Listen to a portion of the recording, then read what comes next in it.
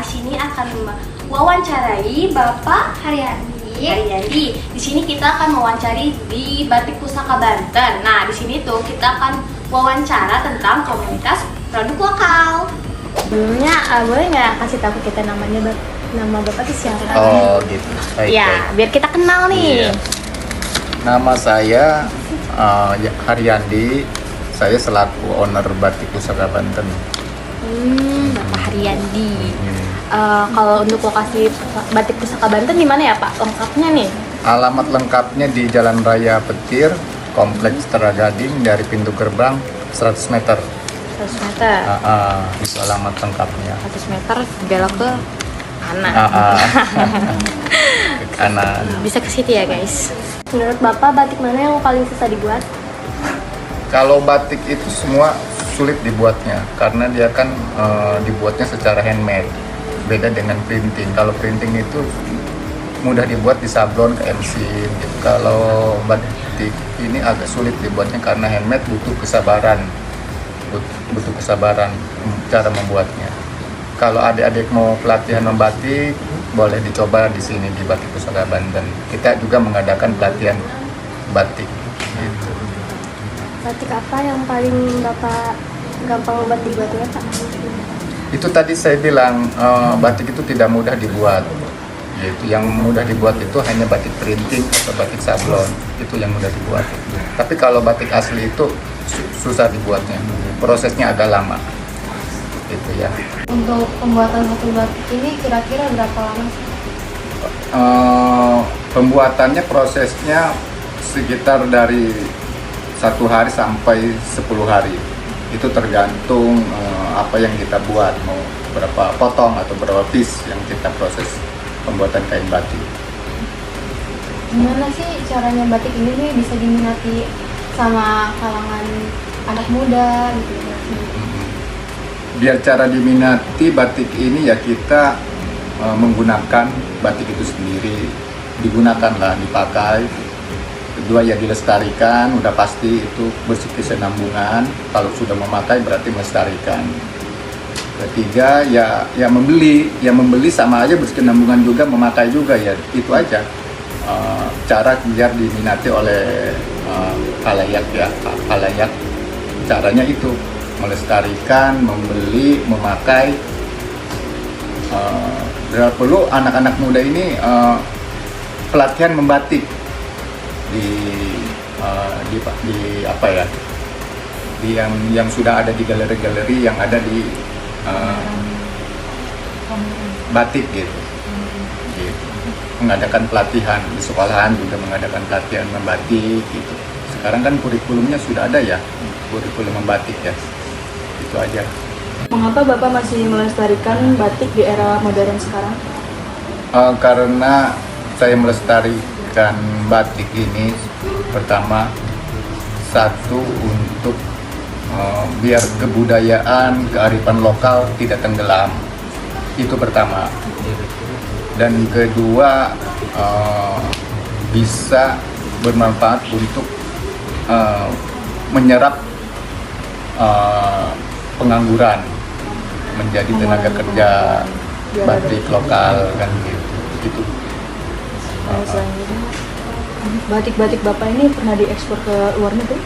Kalau ekspor kita belum pernah ya, paling kita hanya jual semacam dari face to face aja ya, satu persatu. Misalkan orang luar negeri datang ke sini, kita jual beberapa sih, nggak banyak, paling ya 100 potong gitu.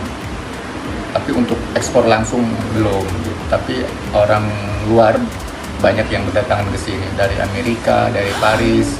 Kemarin itu dari Belanda, dia kebetulan beli 30 potong.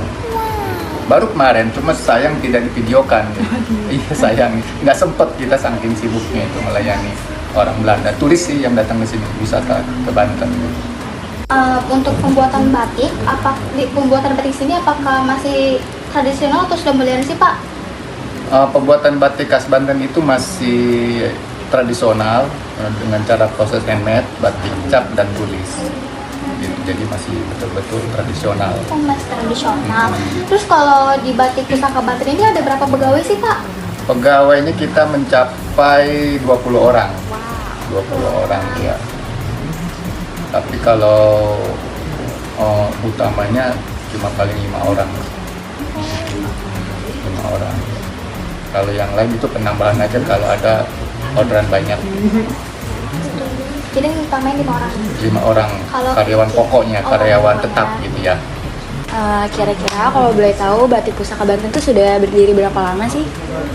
Batik Pusaka Banten itu berdiri semenjak tahun dari 2014 hingga sekarang. Jadi selama itu tuh batik-batik apa saja yang sudah Bapak buat? Terutama kita memproses batik khas Bantennya, yaitu yang dibuat dari situs-situs purbakala dituangkan ke kain batik gitu. Jadi yang diambilnya dari situs-situs purbakala Kesultanan Banten gitu. Jadi batik-batik khas Banten yang diutamain. Yang diutamakan. Yang kedua ya kalau mau custom boleh kita buatkan. Oh, jadi nggak cuma batik Banten aja, tapi batik yang lain juga bisa. Bisa dibuat di sini, customan itu namanya. Pak, pernah ada turis datang ke sini, Pak? Ya itu tadi saya pernah cerita bahwa turis dari luar ini sering datang ke kita, ya mancanegara ya, dari Amerika, Paris, Malaysia, Singapura gitu. Dia untuk oleh-oleh dibawa ke negaranya masing-masing gitu. Kira-kira kisaran batik di sini berapa ya? Variasi sih, tergantung dari bahannya gitu. Mulai berkisar itu harga dari harga 150.000 sampai 5 juta. 150.000 hingga sampai 5 juta harganya. Kan orang-orang lebih memilih batik Cina yang murah. Pendapat Bapak tentang ini? Kalau memilih ya itu silakan ya, opsi pembeli itu tergantung selera ya, selera pasar mau memilih batik Cina, batik Indonesia. Tapi kalau untuk bangsa kita sendiri, bangsa Indonesia harus diwajibkan pakai batik buatan kita sendiri, buatan lokal. Artinya kita membela produk-produk lokal kan gitu, supaya tidak punah. Menurut Bapak, apa keistimewaan batik? Keistimewaan batik ini dia kan dibuatnya secara proses dengan handmade. Terus dia ada nilai histori, sejarahnya, muatan lokalnya ada, itulah kelebihannya. Gitu. Biasanya pakai kain apa, Pak, buat bikin batik gitu? Kain batik itu kita buat dari terutama bahan katun ya, katun yang tidak mengandung plastik atau polister. Polister itu plastik ya. Itu kita pembuatannya dari bahan-bahan katun yang murni, yang terbuat dari kapas. Salah satunya katun, sutra, dobi, TBM itu yang bisa dibuat dengan cara proses membatik. Tapi kalau lainnya dari polister ada campuran, itu tidak bisa dibatik. Gitu. Paham? Iya. Bapak ada motivasi nggak buat generasi sekarang buat melestarikan batik ini? Motivasinya, yuk kita belajar cara proses membatik.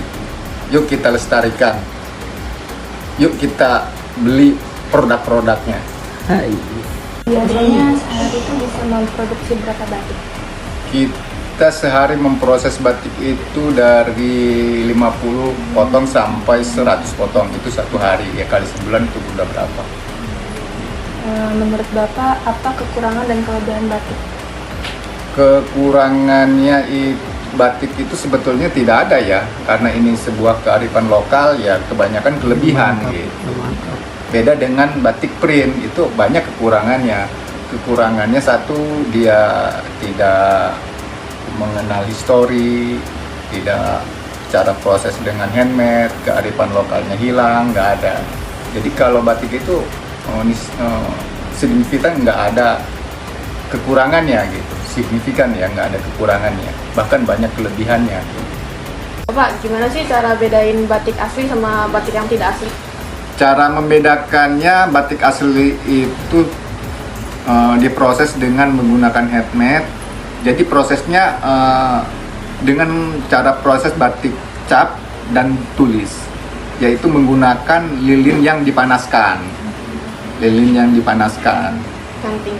Ya, lilin yang dipanaskan menggunakan yang ditorehkan oleh canting tulis dan canting cap. Itu yang membedakan batik asli dan batik bukan asli. Kalau bukan batik asli itu menggunakan mesin atau sablon. Jadi untuk membedakan lebih realnya, kita bisa lihat di kainnya. Salah satu contoh batik asli ini dia, kamu lihat realnya seperti ini, dia bulak-balik gitu. Real seperti ini. Nah, tampak luar dan tampak dalam dia bulak-balik. Bulak-baliknya nyata gitu. Iya, sama ya. Sama gitu. Itu yang membedakan gitu. Sama. Terus warnanya juga pun agak beda. Dia agak apa ya? Cenderung tidak mengkilap ya gitu. Agak soft gitu. Tidak mengkilap gitu ya. Kalau batik asli bukan batik asli ini dia cenderung presisinya sempurna banget, sama kayak di foto gitu kan sempurna. Kalau gambar tentang alam gitu di foto itu sempurna kan. Tapi kalau lukisan kan agak sedikit Enggak mirip kan? gitu. Itu aja sih yang membedakan. Kalau batik yang nggak asli ini salah satu contohnya semacam ini nih. Nah, ini kan batik sablon ya. Oh, ini tidak asli. Ini tidak asli, dia tuh kan blur kalau di dalamnya. Saya tidak blur guys. Blur. Blur. Itu kan blur kan? Blur. Tuh, ini kan Perbedaan banget. perbedaannya. Ini kan nggak blur tuh. Perbedaan, gengs. Ini KW ini. Ini KW sebutan. Ini kan tuh lebih mengkilap ya. Iya. Teh ya, lebih mengkilap. Tapi di baliknya Di baliknya blur. nggak blur. Gitu. Blur. Nggak tampaknya nggak nyata gitu. Kalau ini kan nyata ya. Gitu. Tuh. Itu aja sih perbedaannya. Pokoknya agak dominan, warnanya juga agak mengkilap ya, gitu. Agak mengkilap. Contoh ini adek, nih, teteh nih. Ini KW semua gitu. Nah, jadi itu tidak melestarikan gitu. Bukan ngatain saya lagi. Nah, jadi generasi muda kalau ingin melestarikan budaya, yaitu menggunakan batik asli. Tadi itu tambahin lagi ya teh, menggunakan batik asli tradisional, ya, dengan cara prosesnya menggunakan lilin yang dipanaskan. Tapi kalau tidak menggunakan lilin dipanaskan, cara prosesnya, misalkan pakai setrikaan, proses membatiknya, pakai lilin dingin, itu bukan batik. Gitu, karena prosesnya yang dipatenkan oleh PBB itu Badan UNESCO, bukan motif. Ya, oke.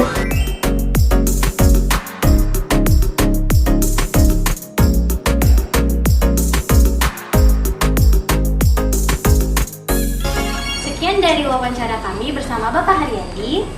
Jangan lupa lestarikan batik lokal, batik khas Banten, batiknya Pusaka Banten. Jangan lupa.